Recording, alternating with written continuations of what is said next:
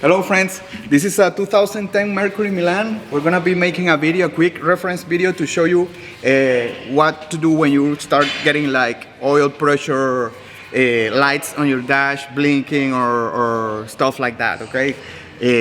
Okay, the thing you wanna do, you wanna check your oil pressure sensor first, which is this right here.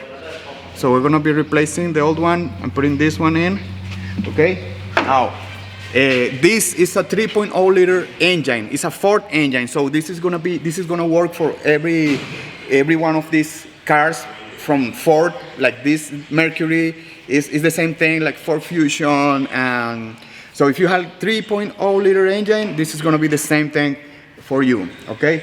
So first thing you wanna do, you wanna locate your oil pressure sensor.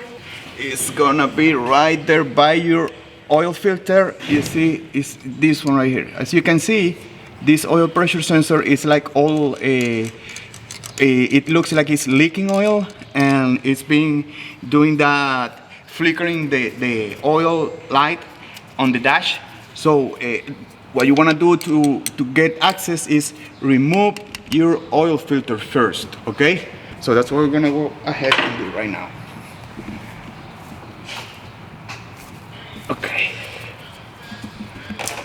be aware you're gonna have oil coming from it.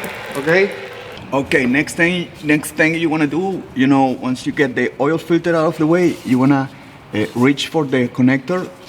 You gotta click, in this case the bottom is in the top, so you gotta kind of reach for it.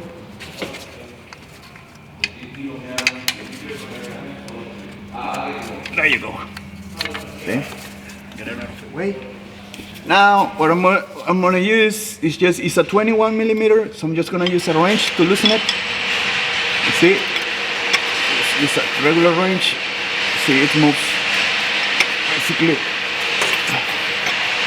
because it's kind of like on a tight spot right there.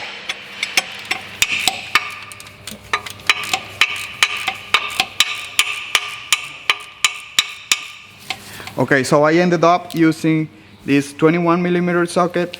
You know, it's not too long, not too short, but you're just gonna have to be aware that you're gonna need this to be exactly like a perfect size, so that it fits between your alternator and the oil pressure sensor. Okay, I'll show you right here.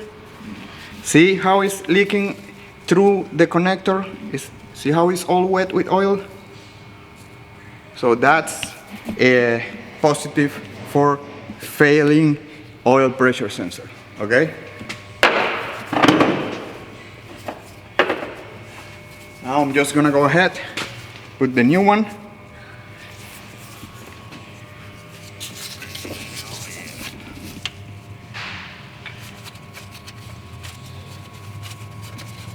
Okay, so now we got the oil pressure sensor in place. Now we're just gonna put the connector back on. There you go. We're gonna be installing a new oil filter.